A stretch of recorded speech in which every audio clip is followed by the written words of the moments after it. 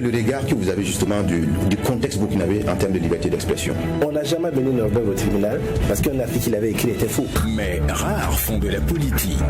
La nature est la horreur du vide. La mort du journaliste kamikaze parce qu'il a pratiquement offert sa vie pour qu'il y ait un changement. Nombreux ont de la prétention. Mais rares prennent des positions. Qui a été intermédiaire? Nombreux font des jugements. Mais rares ont la justesse. Toutes les femmes se battent autant que les hommes. Mais je dirais aussi qu'il y a des ministres hommes qui ne sont pas compétents mais qui sont là quand même. Ou bien. Mais quand l'actualité devient l'objet... Normalement, la notion bien comprise de laïcité permet un équilibre des confessions religieuses à l'intérieur d'un espace républicain. Tous deviennent sujets. Cette conscience de savoir que l'autre découle de nous, ça crée naturellement en vous un sentiment de paix et ça tue tout sentiment de guerre. Le tribunal de l'actualité, c'est du lundi au vendredi à 8h et rediffusé à 21h30. Free TV, la télé interactive. Voilà, mesdames, messieurs, bonjour à tous et merci de nous rejoindre pour cette autre convocation de la semaine du tribunal de l'actualité. Ce rendez-vous sont donc jugés les faits majeurs de l'actualité entre approbation et condamnation, confirmation, vérité, dénégation, parce que tout simplement, nul n'a le droit de condamner qui que ce soit ou quoi que ce soit sans un jugement conséquent. On se retrouve du lundi au vendredi à 8h pour les versions directes, sans oublier les versions rediffusées à la télé, c'est 21h30 temps universel et sur votre radio Watt FM, c'est 22h temps universel. Encore une fois, bienvenue à tous et à toutes au tribunal de l'actualité. Commençons cette émission par cette pensée de Saint-Luc qui dit ceci: il y aura plus de joie dans le ciel pour un seul pécheur qui se répand que pour 99 autres justes qui persévèrent. Bonne méditation en cette journée du 21 juillet 2020. Bienvenue au tribunal de l'actualité. Je suis Loukman Sanfo, président donc de ce tribunal de l'actualité avec la complicité des deux juges au siège. Bernard Bougman, Geoffroy Var. Bonjour à tous les deux. Bonjour président, bonjour juge Var, bonjour madame, messieurs. Bonjour juge Bougma, bonjour président, bonjour auditeurs et téléspectateurs. Merci également à toute l'équipe de réalisation de cette émission et merci à vous qui nous faites l'amitié de nous suivre à travers cette émission, le tribunal de l'actualité. Alors ce matin, encore une fois, on va s'intéresser à la dynamique politique à l'orée donc des futures consultations électorales au Burkina Faso, puisque le week-end dernier, un nouveau regroupement de partis politiques a été présenté à l'opinion nationale, donc dans le but d'apporter un soutien à Roch Marc Christian Kaboré, le candidat du MPP à l'élection de la présidentielle de novembre 2020. Et pour cette alliance, Roch Kaboré est un homme à toute épreuve, engagé à construire dans la vérité et le progrès. Il a entrepris un chantier de développement véritable qui aboutit à la satisfaction de toute la population, en dépit donc des contraintes sécuritaires consécutives aux attaques terroristes. Félicitations. Donc, constituée d'une dizaine de partis politiques, cette alliance est déjà membre de l'alliance des partis de la majorité présidentielle APMP, qui est en tout cas ce qui pourrait prêter à confusion dans ses attributions selon certains observateurs. C'est là déjà pour cela que nous cherchons à comprendre pourquoi cette sortie médiatique. Et ce matin, nous en parlons avec son porte-parole, le révérend Claver Kiswensida Yamwego, président du MRP. Bonjour. Bonjour à tous. Bonjour président Loukman et je salue les juges, les juges Bernard et Geoffroy. Vraiment merci de m'avoir invité à cette célèbre et prestigieuse émission Tribunal de l'actualité que je suis très souvent et ma foi je vous avoue que j'en ai un peu les chocottes, c'est-à-dire je tremble un peu au sort qui m'est réservé et à ce que l'opinion retiendra de cet entretien que nous passerons ensemble. Je salue Free TV, son directeur et tous ceux qui nous regardent et qui nous écoutent en ce moment. Que Dieu vous bénisse et que la grâce de notre Seigneur Jésus-Christ soit sur vous tous. D'accord, merci bien et merci à vous aussi pour cette disponibilité. Merci. Rassurez-vous, vous serez juste confrontés à vos convictions à cette émission, le tribunal de l'actualité. Mesdames, messieurs, voici la première partie de l'émission, les avant-propos avec les juges au siège.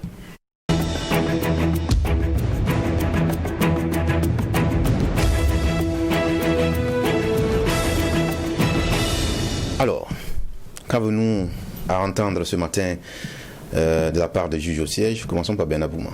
Deux avant-propos. Le premier avant-propos va concerner le ministère de la fonction publique. Où nous revient qu'il y a une réforme qui est engagée pour faciliter les actes des travailleurs, en ce qui concerne toute la documentation qui va avec. Vous savez qu'aujourd'hui c'est très compliqué. Si la personne est loin, il faut faire parfois le déplacement à Ouagadougou, voir s'il n'y a pas quelqu'un qui connaît un GRH dans un ministère pour intervenir. Et donc pour régler tout ça, le ministère a entrepris des réformes qui va viser à rassembler tous les intervenants, tous ceux qui interviennent dans cette chaîne-là, dans un seul endroit, donc un guichet unique pour traiter ces actes-là. Et donc l'histoire a commencé aussi en février avec la constitution, l'appel donc pour ceux qui veulent faire partie de l'équipe, donc, mais qui sont des fonctionnaires, donc qui ont postulé avec une formation et donc qui va être opérationnalisé d'ici là, et avec aussi l'accompagnement des technologies, des nouvelles des TIC. Et donc, ça va être du virtuel. Donc, maintenant, on entend de savoir de quoi est-ce que ça retourne en profondeur. Bon, toujours est-il que c'est une réforme. Je dis bien, si ça prend, ça va être une originalité au niveau du Burkina. Reste à savoir le sort qui sera réservé par l'opinion et aussi ce que cela doit engager comme énergie et aussi en termes d'investissement financier. Donc, naturellement, en attendant que peut-être au niveau du tribunal, on cherche à savoir de quoi est-ce que ça retourne. C'est ce qu'en tout cas nous en avons entendu parler. Donc, il y a beaucoup en province qui, vous commencez 2 ans après, vous n'êtes pas encore intégré à beaucoup de problèmes. Et donc, si cette réforme peut aider à mieux faire, ben c'est bien. Donc, j'ai dit, mais on attendra aussi d'avoir, parce qu'au Burkina, on a eu des réformes qui n'ont pas abouti. Donc, on attend d'en savoir davantage. Le deuxième avant-propos, là, c'est également, ça concerne une institution de la République. Il nous revient que au niveau de la grande chancellerie des ordres burkinabés, mon avant-propos c'est sur la grande chancellerie des ordres burkinabés, parce que lors d'une sortie un week-end dans une commune rurale, nous avons vu un drapeau suffisamment fadé du Burkina Faso. Et nous avons dit, monsieur le maire, ce drapeau il n'est plus aux couleurs du Burkina, il faut revoir. Le maire dit, bon, vous savez, je l'ai payé à la chancellerie il y a quelques mois. Donc, la matière qui a été payée, pour ne pas me tromper sur les couleurs, je pars payer à la chancellerie. C'est ce que le maire en question nous a dit.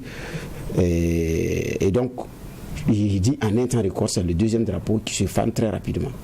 La qualité des tissus, il n'est pas ça. Et donc, ce qui fait que ça ne résiste pas en quelques mois. Et donc, pour éviter de se tromper, il ne paye pas n'importe où. Il part à la chancellerie.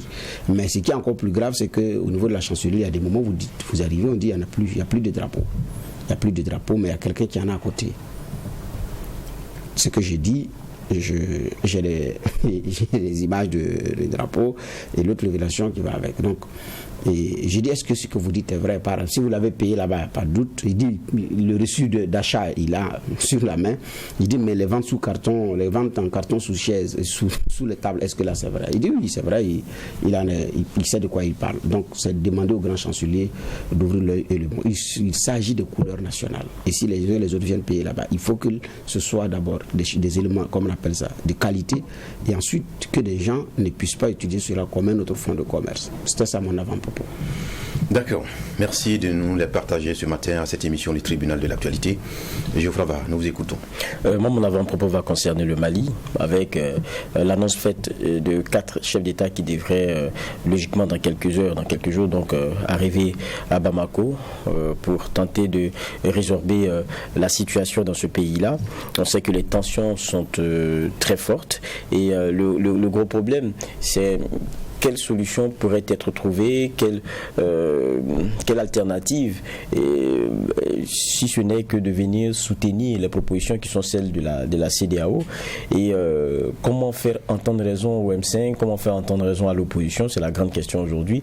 Et puis il y aura aussi la réalité que les chefs d'État qui arriveront auront à faire face à une suspicion qui est forte, c'est celle de ce que pour beaucoup ce soit encore le syndicat de chefs d'État qui vient sauver le soldat Ibeka, Ibrahim Boubacar Keïta, étant entendu que c'est des gens qui pour beaucoup aussi sont prêts à sacrifier même les aspirations des peuples sous l'autel de leur attachement à leur fauteuil. Donc ce sera un peu tout ça. Mais je crois aussi que le plus important, c'est de savoir où va le Mali et qu'est-ce qu'on veut pour le Mali. Je crois que c'est ça le plus important, parce que n'oublions pas que c'est un pays qui est en crise, non seulement sur le plan sociopolitique, mais aussi sur le plan sécuritaire. Et ça, c'est une autre donne. Et même quand Ibeka, si d'aventure il devrait être déboulonné, celui qui viendra aura à faire face aux mêmes réalités. Une corruption qui gangrène, parce que l'État n'a pas donné l'exemple, c'est vrai, mais il y a aussi le Malien qui est fortement trempé là-dedans. Il y a beaucoup d'autres choses, une économie qui est à genoux, si ce n'est couché. Ça, c'est une réalité qu'il va falloir relever avec toute la dette qu'elle a, proportion mise au produit intérieur brut. Tout le monde le sait, ça a grimpé ces derniers temps. Et il y a la question sécuritaire qui est centrale. Il y a un nom qui est retentissant et fort sur la coopération militaire, notamment avec certaines forces étrangères. Il faut encore revoir ces choses-là. Donc je veux dire, dans le fond, c'est qu'est-ce qu'on veut pour le Mali, où on veut que le Mali aille, et je pense qu'ensemble, si les uns et les autres sont dans cette dynamique-là et se disent que c'est la question de fond, ils pourraient trouver des rapprochements. D'accord. Nous vous en remercions fortement pour cette appréciation de l'actualité, pour la partager ici à cette émission du tribunal de l'actualité. Alors, mesdames, messieurs, sans plus tarder, nous allons entendre celui qui comparaît donc devant notre tribunal de l'actualité à la personne du révérend MC Claver, connu sous son nom en tout cas, le président du mouvement Rassemblement Patriotique, son parti, et également porte-parole de cette nouvelle alliance qui s'appelle AVP, Alliance pour Vision pour la paix, voilà, donc qui a été présentée ce week-end à l'opinion nationale, qui a pour but justement d'apporter son soutien à Roch Kaboré, le candidat du MPP à l'élection présidentielle du novembre 2020. Alors, on parle d'abord de votre parti puisque nous sommes dans le mois de juillet 2020.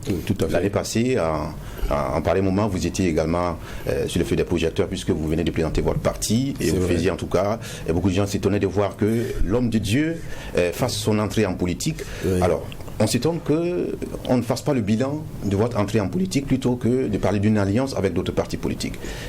Alors, donc, de prime abord, je voudrais dire que en matière de politique, toute stratégie est bonne pour atteindre ses objectifs.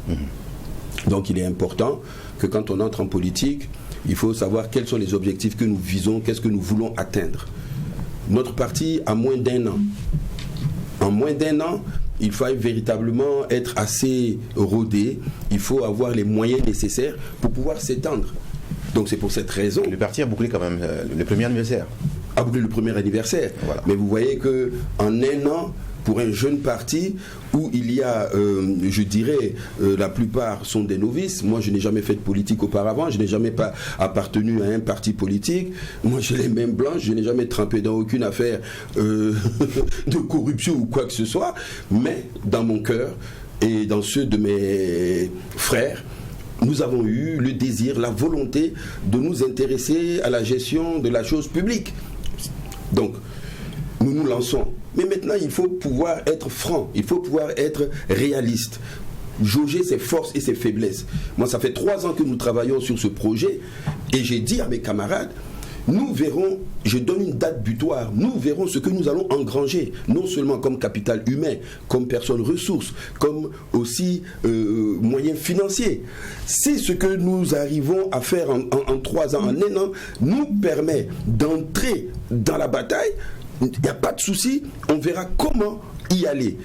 Nous ne sommes pas le MPP, parce que le MPP, vous me direz, en 1 an a créé son parti, et puis ils ont gagné les élections. Mais le MPP, ce sont des gens qui ont quitté le CDP et qui étaient déjà aguerris et qui étaient à la chose gouvernementale depuis des décennies. Donc ce n'est pas comparable.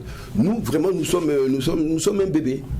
Un bébé en politique qui venait de naître, mais avec la réflexion. Donc il fallait chercher un cerveau collectif, des personnes qui puissent réfléchir, qui ont des talents, qui ont des dons, qui maîtrisent certains domaines et mettre toutes ces capacités ensemble. Beaucoup de gens ont dit, c'est vrai, il y a trop de partis au Burkina Faso. Pourquoi ne pas s'unir? Parce que tout simplement, il y a ce problème qu'on ne se connaît pas. Alors, tous ceux qui ont des dons en matière de politique se lancent, créent leur parti, essayent de joindre à eux leurs amis, leurs camarades, tous les sympathisants, et ils y vont. Vous comprenez? Mais là, on apprend à se connaître. Et on se dit, mais tiens, si nous avons des mêmes affinités, pourquoi pas ne pas se mettre ensemble? Et c'est comme ça que des alliances se créent. Donc ce n'est pas contre nature. Je pense que c'est plutôt par souci d'efficacité que nous choisissons un certain chemin. Vous dites que vous êtes un nouveau bébé, mais en même temps, il y a des bébés qui naissent, qui suscitent autant d'intérêt que des adultes. Vous êtes une figure publique. On ne comprend pas pourquoi vous n'arrivez pas à avoir avec vous des personnes aussi qui comptent comme votre personne. Parce que c'est une question de mentalité. Premièrement, je viens d'un milieu, on se dit, mais pourquoi un pasteur doit faire de la politique? Est-ce qu'il n'y a pas un peu contradiction? Voilà, un pasteur qui se lance en politique. Mais tout simplement parce qu'au Burkina, nous avons un problème de mentalité.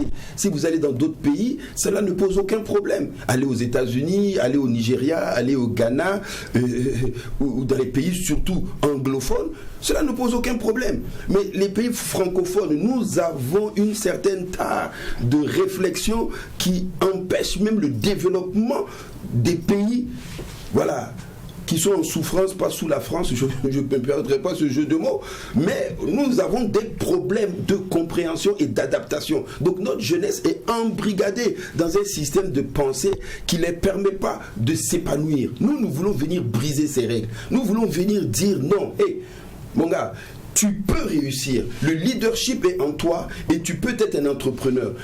Et toutes ces notions, ces facultés, ces enseignements que nous possédons, nous voulons les partager. Mais parfois, il faut arriver à certains niveaux de l'État, pouvoir avoir des signatures pour que la voix pèse, pour que le changement puisse arriver. Le premier changement, d'abord, ce sera un changement de mentalité.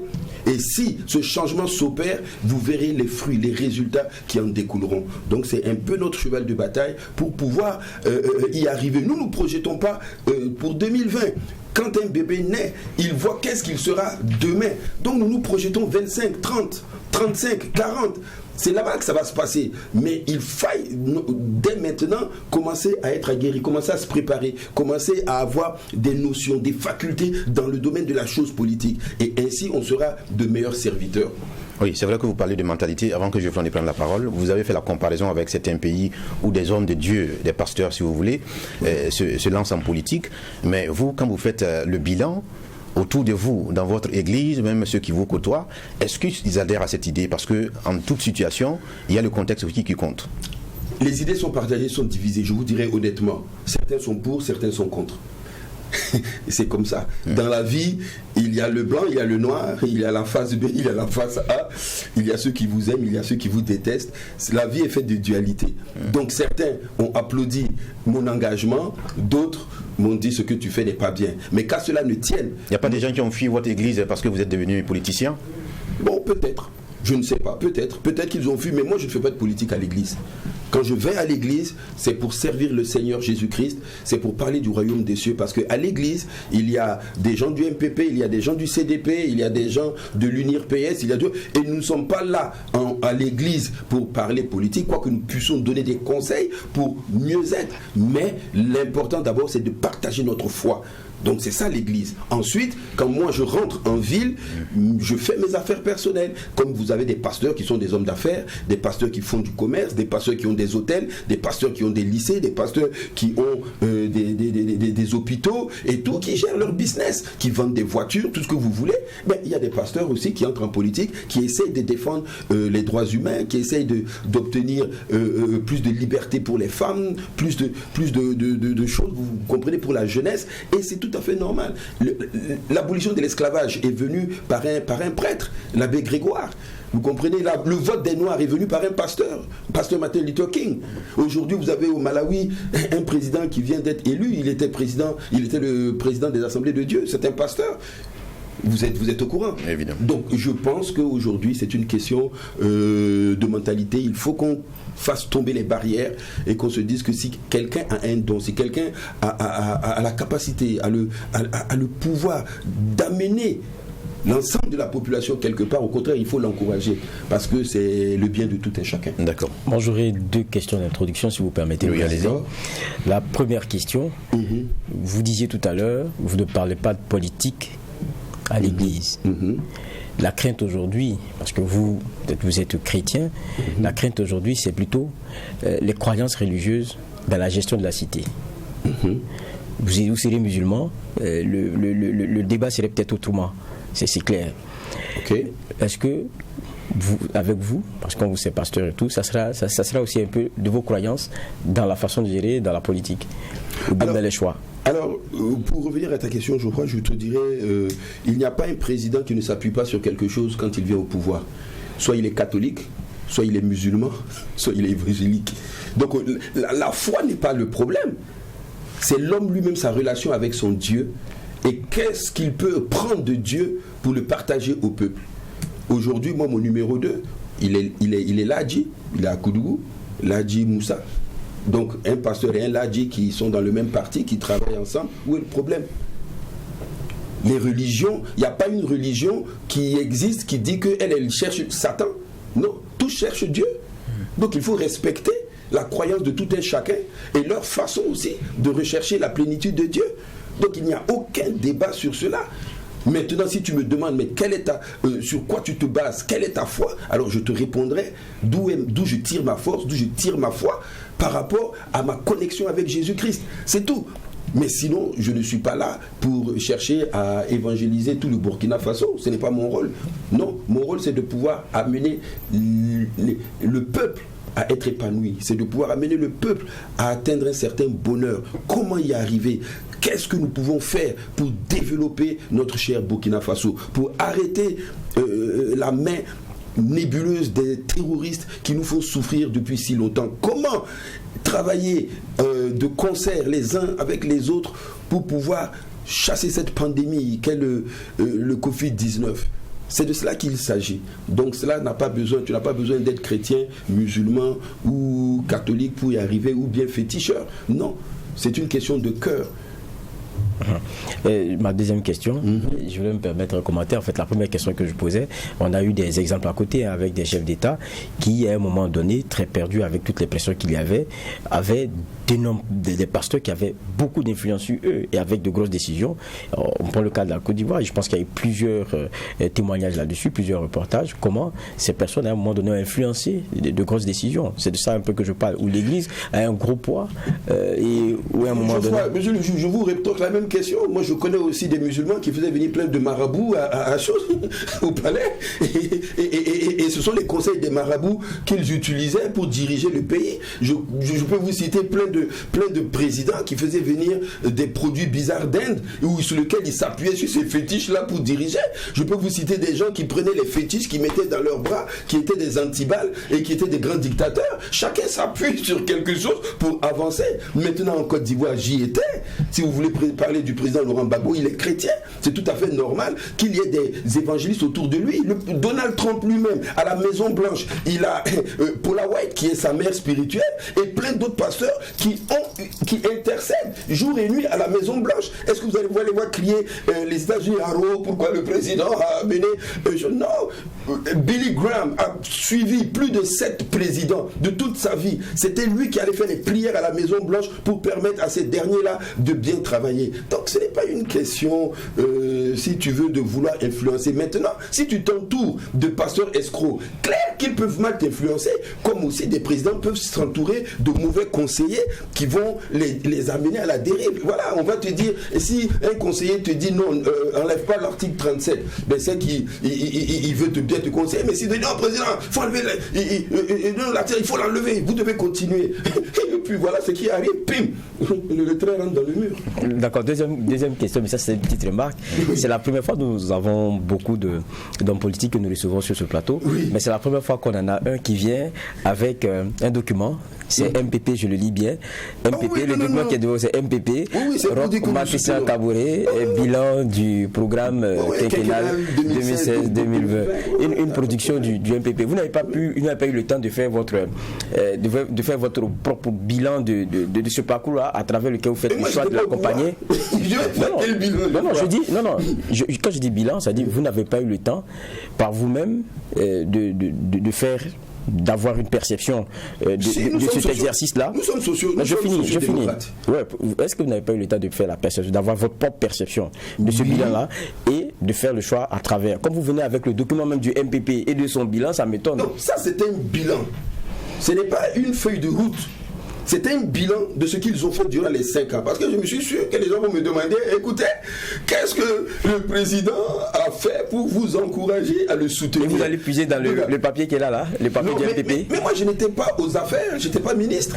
Donc, si ils ont construit des routes, moi, je veux bien savoir où est-ce qu'ils ont construit. Cependant, je sais qu'à Koudougou, j'ai vu des routes qu'ils ont construites. J'ai vu à Koudougou qu'ils ont ressuscité l'usine. Donc, moi, de ce qui a été fait dans ma région, je suis comptable. Mais je ne sais pas ce qui s'est passé à Bobo, je ne sais pas ce qui s'est passé de l'autre côté. Donc pour dire que quand nous épousons, nous sommes sociodémocrates, quand nous épousons ou nous soutenons un parti ou son président, c'est parce que nous voyons que nous avons croisé nos idées et que ce que nous avons développé s'apparente véritablement à ce qu'ils sont en train de faire. Ça, c'est sur la base des réalisations. D'accord, président, soyez rassuré, on va revenir sur ce bilan-là. On va permettre au juge Bougma de poser ses questions d'entrée. Merci bien. MPP, MRP, c'est un R qui remplace un P. Non, vous êtes des sociodémocrates. Et ma question c'est, vous dites que vous êtes novice en politique, vous l'avouez, vous êtes bébé en politique, vous l'avouez. Tout à fait. Voilà, mais est-ce qu'au bout effectivement de 1 an, quand vous avez regardé, ce n'était pas facile d'ailleurs d'aller fusionner avec un parti qui existe, avec lequel vous partagez la même idéologie après 1 an, plutôt que d'aller rentrer encore dans un groupe pour soutenir? Je vais rectifier, n'en déplaise à certains, tous les partis de la PMP, de la mouvance présidentielle, sont là-bas pour soutenir le président Roch Marc Christian Kaboré. Ok? Mais en ce qui concerne les législatives, nous allons tous partir sur le champ de bataille.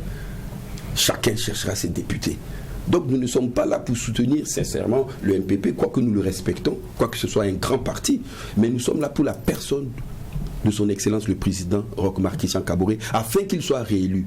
Et maintenant, nous nous attellerons, nous, au sein de la PMP, d'engranger le maximum de députés pour lui assurer une majorité confortable à l'hémicycle. Voilà le but. Donc, je voudrais que vous fassiez déjà le distinguo, parce que sur le plan législatif, nous serons en confrontation peut-être avec le MPP dans certaines régions. Maintenant, l'Alliance arrive à dire que si, bon, peut-être vous me poserez la question, je suis en train de dévancer l'iguane dans l'eau, je sais qu'elle viendra, pourquoi ces alliances? On va y venir. Donc, ce que vous dites, c'est du déjà vu au Burkina. C'est-à-dire? En 2005, la DFRDA soutient la personne de Blaise Compaoré par le CDP. En 2010, la DFRDA de Gilbert Noël-Ouedraogo soutient le candidat Blaise Compaoré, mais pas le CDP. Donc la DF a ses députés.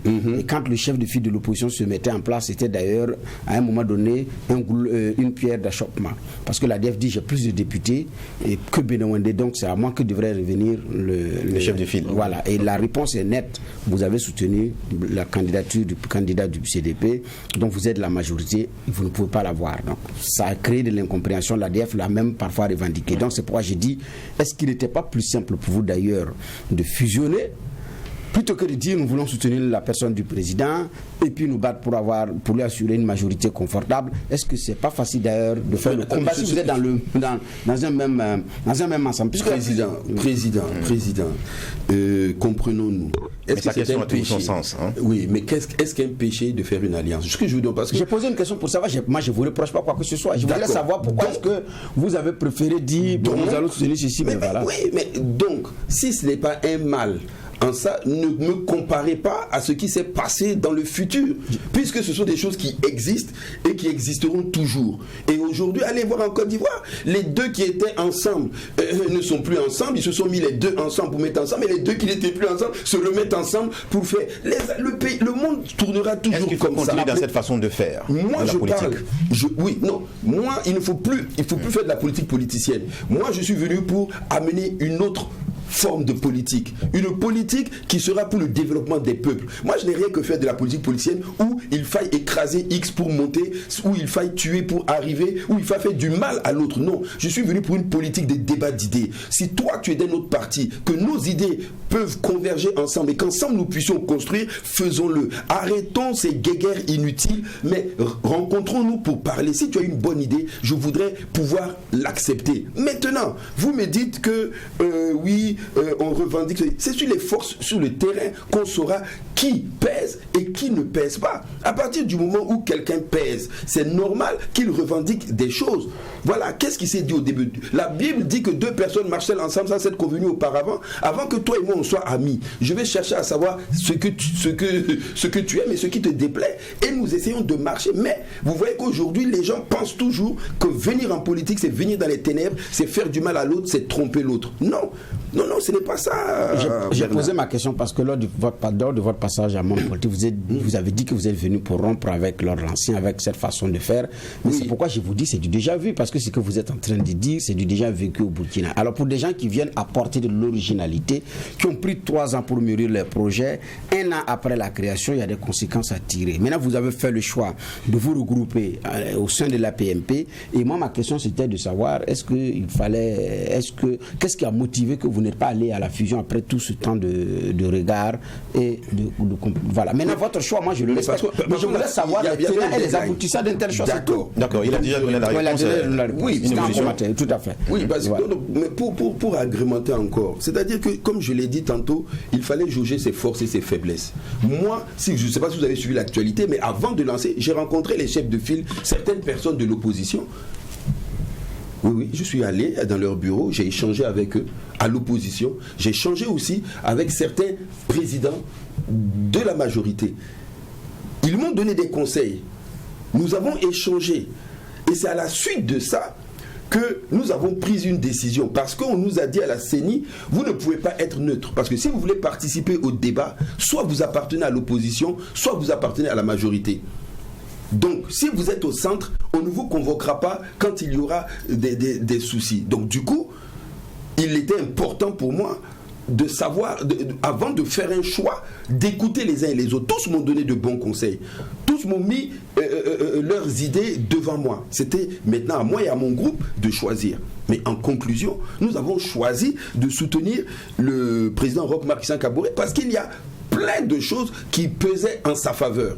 Plein de choses qui pesaient en sa faveur. Si vous voulez, on en débattra. Oui. Et du coup, moi, je me suis dit, en plus, c'est-à-dire que le prendre comme mentor, pour moi, n'est pas une erreur pour moi. Parce que si vous voulez rentrer même dans la cour du roi, il faut être ami avec son enfant. Vous allez rentrer facilement. Et quand vous rentrez dans la cour du roi, vous regardez comment il mange, comment on place les cuillères. Ah, c'est comme ça, là, les gars. Parce qu'un jour aussi, vous serez appelé à y être. Donc, quelque part, c'est aussi une stratégie, un apprentissage pour arriver un jour à y être. Non, moi, pour le moment, j'ai fini avec ma question de généralité. Bon, il y a autre question de généralité qu'on ne peut pas s'empêcher de poser parce que je suis tout oui. C'est partagé par plus d'un Burkinabé. Le fait que vous parlez tout le temps de réconciliation nationale, de rassemblement patriotique, d'union des cœurs et tout. C'est vrai. Alors que pour certains observateurs, vous êtes le prototype, je parle de votre famille nucléaire, le prototype de l'inconséquence parce que aujourd'hui, on a 3 frères qui sont en politique avec des partis différents. Beaucoup ne comprennent pas véritablement ce discours prêché alors que vous avez même des difficultés à vous unir entre vous frères. Oh, Burkina Faso.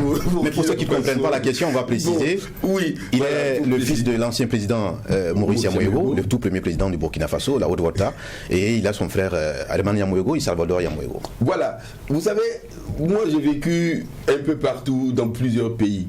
J'étais dans des familles où le père était socialiste, où la mère était de droite et où le fils était Front National. Mais tous les 3 mangeaient à la même table, partageaient leurs idées. Écoutez, chaque personne qui naît est unique. Chaque personne qui naît, son empreinte digitale, il n'y en a pas 2 dans le monde. Chaque personne qui naît a sa pensée. Pourquoi voulez-vous que j'ai la même pensée que mon frère ? Pourquoi voulez-vous que je partage, que j'aime les mêmes choses que mon frère, que je m'habille comme mon frère, même si on est jumeaux ? Vous aussi. Arrêtons ça. Chacun a ses convictions, chacun a ses idées. Est-ce que tous sont devenus rappeurs comme moi ? Je vous pose la question. Alors, l'autre est devenu avocat, l'autre est devenu économiste. Moi, je suis rentré dans la culture. Aujourd'hui, nous avons des idées politiques différentes. Pourquoi les gens ne peuvent pas accepter ça ? Oui, mais quand vous étiez simplement pasteur, on comprenait. Mais là, c'est pas une question de pasteur. Je décide d'avoir une opinion, de me faire une opinion. Si nos idées sont en discordance, où est le souci ? Si moi je suis écologiste et que lui il ne l'est pas, où est le problème ? Nous ne sommes pas obligés, c'est ça le malheur. Bon, comme ils ne sont pas ensemble, donc ils ne s'entendent pas. Nous nous entendons très bien.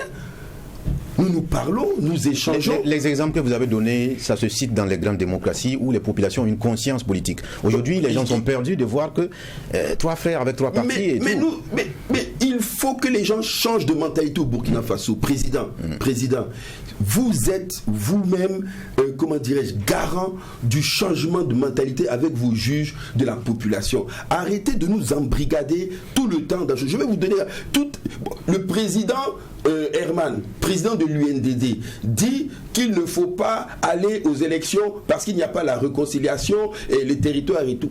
Moi, je ne pense pas pareil que lui. Moi, je pense qu'il faille qu'on aille aux élections. Je pense qu'il faille soutenir le président Roch et que s'il y a un découplage, il y aura un problème. L'ennemi aura gagné sur nous. Nous sommes des Burkindis, nous sommes des guerriers. Aucun peuple ne pourra nous empêcher d'atteindre notre destinée. Pourquoi voulez-vous qu'il y ait un vide juridique? Pourquoi voulez-vous pousser? Et alors je pose la question. Lui, il est de l'opposition. Pourquoi il n'arrive pas à fédérer toute l'opposition sur sa pensée, à savoir le report des élections?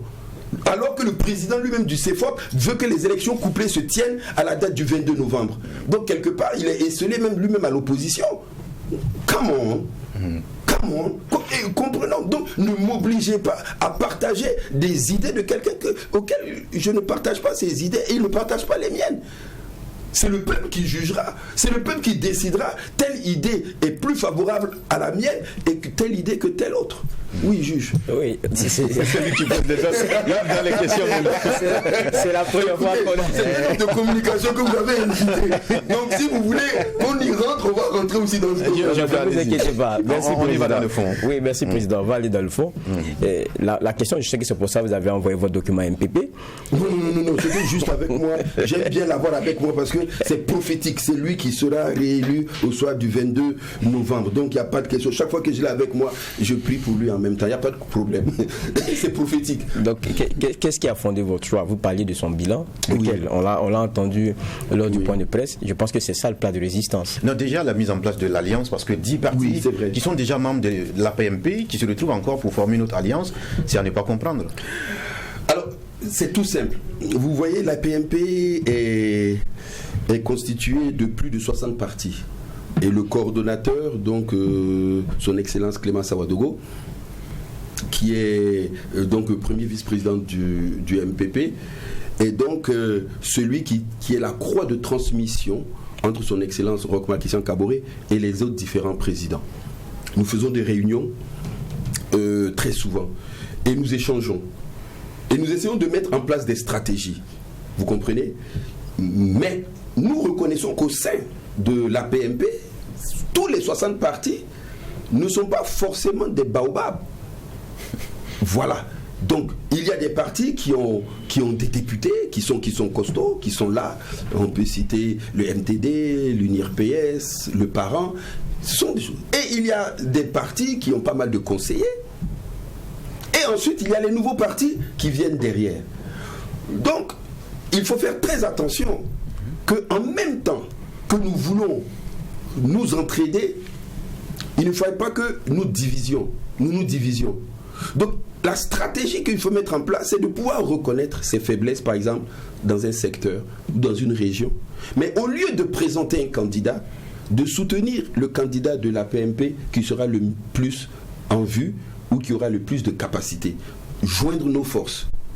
C'est ça qui est important, c'est cette stratégie. Maintenant, au sein même de la PMP, il est dit, mais ce serait encore intéressant si certains d'entre vous partagent les mêmes idées, ont les mêmes convictions, pourquoi ne vous mettrez-vous pas ensemble pour être plus efficace? Donc faire des regroupements de partis qui ont la même vision et qui peuvent porter haut le flambeau du président Roch Marc Christian Kaboré afin que sa victoire soit éclatante au 22 novembre. Mais tous ces différents groupes font le point avec le cordeau et ensemble maintenant nous décidons de la stratégie que nous mènerons non seulement pour la réélection du président mais aussi pour engranger le maximum de députés. C'est pour simplement cette raison que nous sommes partis en alliance. En clair, l'AVP, c'est le regroupement des partis moins costauds. au sein de la PMP.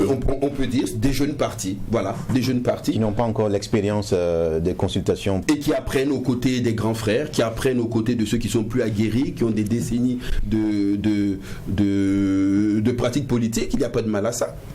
Il n'y a pas de mal à ça. Nous tous, on a eu des grands frères à l'école. On était en 6e, on a eu des grands frères qui étaient en seconde, première, pour nous aider à avancer. Même dans l'église, quand je suis venu, je ne suis pas devenu pasteur. J'étais sous l'autorité de quelqu'un qui m'a formé, qui m'a aidé afin que je puisse devenir un bon pasteur. Et pas un bonbon pasteur, mais après cela, je forme aussi d'autres et qui ont pris leur envol, qui partent un peu partout. J'ai pris sous mon aile de grands artistes, Stezo, Almighty, Angelo et bien d'autres qui parcourent le monde aujourd'hui. C'est ça la vie. Aujourd'hui, je rentre en politique, mais j'essaye de rentrer avec cette spiritualité qui me permet de vouloir être intègre, de vouloir avoir un bon cœur, de vouloir aider les autres, d'avoir le souci des populations, d'avoir le souci des autres, de renverser la pyramide. C'est que le peuple soit en haut et les serviteurs en bas.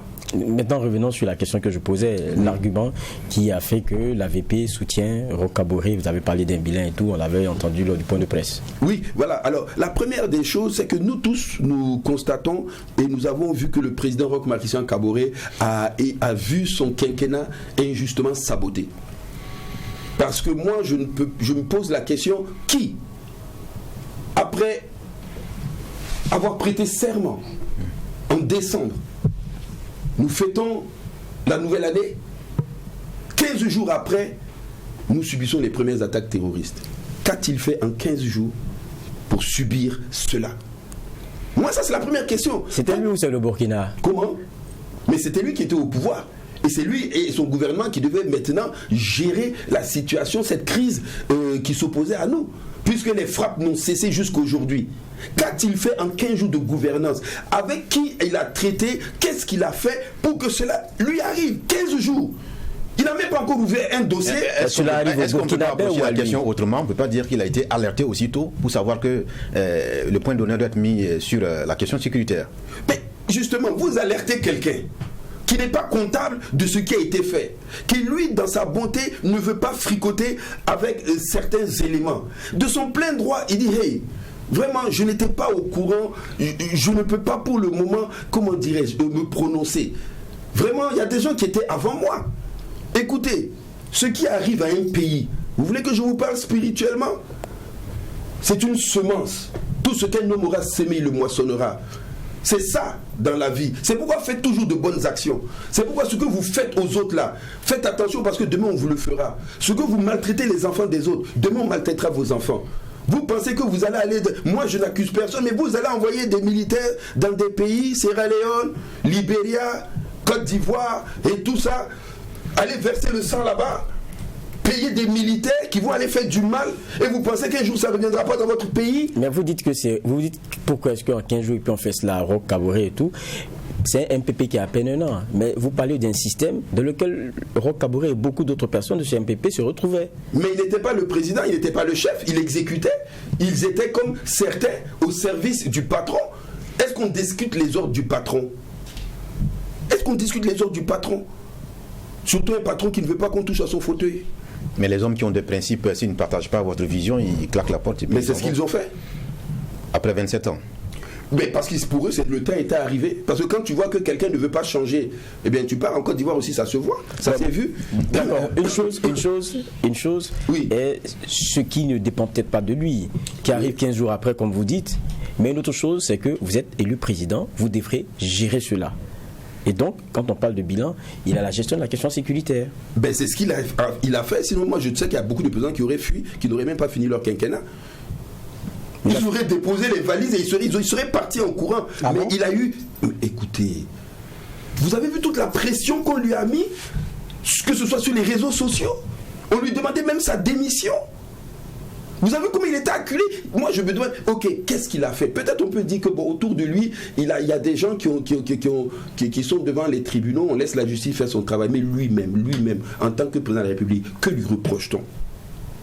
Là, il y a la question, que vous lui reprochez pas? Quel dossier il a fait, ou il a fait, qu'est-ce qu'il a détourné, qu'est-ce qu'il a fait de mauvais? Tout ce qu'il fait, c'est pour essayer d'aider les populations, donner aux enfants la possibilité d'aller maternités, d'avoir les soins gratuits, c'est d'essayer de développer l'école, c'est essayer les infrastructures routières, c'est essayer d'amener le solaire, c'est essayer encore de chercher à améliorer l'administration, à mettre, comment dirais, à la moderniser, à mettre les ordinateurs tout le temps. Et en même temps, paf, Covid-19 vient, paf, les ennemis, comment dirais-je, de la République continuent à frapper dans des régions, il y a des déplacés. Comment voulez-vous gérer ces deux choses en même temps avec le peu de moyens financiers que nous avons? Il n'existe aucune nation au monde où les dirigeants n'ont pas été soumis à cette épreuve-là. Ça n'existe pas. Donc tout ce que vous êtes en train de citer, c'est des choses qui arrivent à tout dirigeant. Et c'est d'ailleurs pour cette qualité-là qu'on les... Mais tout dépend de leur force. Vous avez Israël et là, vous voyez la force d'Israël. La Palestine regroupe Israël, ils sont bombardés chaque fois. Mais tout dépend de leur force. Et est-ce que vous voyez la France, subir ça? La France a été à genoux, comment dirais-je, à la guerre de 47. Mais cette France a été libérée par qui? Par les tirailleurs sénégalais, par les Africains. Les Allemands avaient envahi la France. Ils étaient à genoux. Le président était en exil. Mais en attendant, pour ce qui est du Burkina, il y a un président qui est là et qui doit donner une réponse à une situation sécuritaire, même si elle lui a été imposée. Et le bilan qui en est fait, c'est ça qui est le plus intéressant. Est-ce que cette insécurité n'est pas allée grandissante?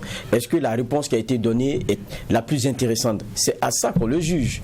Ce que je veux vous dire, c'est que vous voyez, si on savait qui nous attaquait, je vous jure que tous nos fils se seraient levés.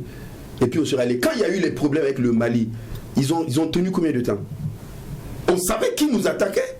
Le nombre de fois qu'on a eu de guerre, on savait à qui on avait affaire.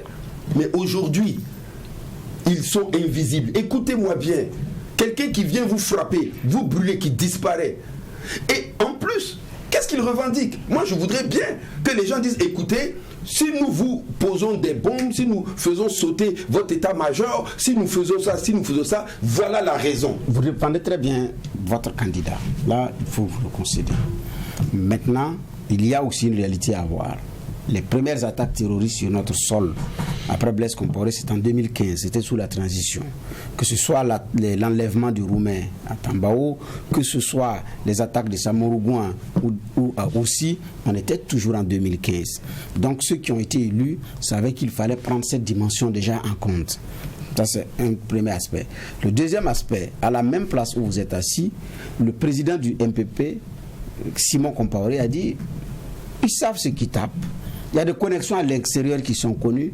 C'est une question de temps. Et donc, il y a quand même des pistes. C'est vrai qu'il y a plusieurs aspects du programme du président qui ont été exécutés, mais la question sécuritaire cristallise les passions. Et ça, cette réponse a été donnée par Simon Compaoré lui-même. On a une UNC qui nous tape. Mais comment est-ce qu'on n'arrive pas à résorber? Ça, c'est la grosse question. Je reviens, c'est vrai. Lui, il travaille avec le président. Ils sont dans les secrets des dieux. Moi, je n'ai pas assisté à leur réunion. Je ne suis pas ministre de la Défense et je ne suis plus non pas conseiller en matière sécuritaire. Je suis comme vous, observateur. Et c'est mon analyse en tant qu'observateur que je vous apporte. Si j'étais comptable de ces dossiers, si j'étais dans les secrets des dieux, peut-être que mes réponses seraient beaucoup plus pertinentes. Mais quand les gens disent on a des adresses, on connaît des noms, ils n'arrivent pas à résoudre. Mais c'est-à-dire que oui. Mais oui. Mais vous voulez manger mon piment dans ma bouche. C'est votre piment. C'est vraiment votre piment. La question est pertinente. Je ne veux pas indexer. Ce que je vous dis est que ici, nous avons vu des gens logés à Okéine. Nous avons vu des gens logés, croisés à l'hôtel. Oh, tellement je parle ma passion, non, fait que je transpire. On comprend que vous êtes... Moi, quand je parle, je suis un peu chaud. Ouais. Donc, on a vu à l'hôtel Laïko, on a rencontré des gens. Ceux qui étaient hébergés dans le cadre de la médiation du problème malien, vous parlez d'eux? Parce qu'il y a eu des gens qui ont été hébergés sur notre sol, c'est pas tout, parce que tout simplement, Blaise Compaoré assurer la facilitation et il l'a fait dans ce cadre-là. Maintenant, s'il y a d'autres qui ont été faits en dehors de cela, il faut le dire. Qui sont ces personnes qui ont été hébergées? Le Burkina Faso était une plaque tournante. Ah oui? Eh ben oui. Ben c'était une plaque tournante. C'est pas d'ici que les hélicoptères partaient pour délivrer des gens en chose qu'on dirait au Mali, ramener les taux et les remettre à la France, partir. Arrêtez, on sait tous, vous les journalistes. Là, c'est la qualité du leadership de mettre des lieux. Mais sa qualité, vous pensez qu'elle était propre? C'est ça les résultats de sa qualité aujourd'hui que nous subissons. Ah, c'était pas propre? Moi, je vous dis simplement, c'est ce que nous subissons. Je vous dis une chose. Vous pensez qu'au Libéria, aucun Burkinabé n'est allé là-bas? Ben moi, je sais pas. Hein. Ah, tu es journaliste, tu sais pas. Il faut t'informer, mon frère. Mais vous êtes là comme une première source. Non, je ne suis pas une première source. J'étais comme toi dans la rue. Le journaliste ne fait pas d'affirmation sans preuve, c'est clair. Le journalisme, mais investiguez, cher ami. Investiguez. Non. Investiguez. Président, il faut rappeler à notre invité qu'il est la première source de notre investigation. Qui sont ceux qui y étaient?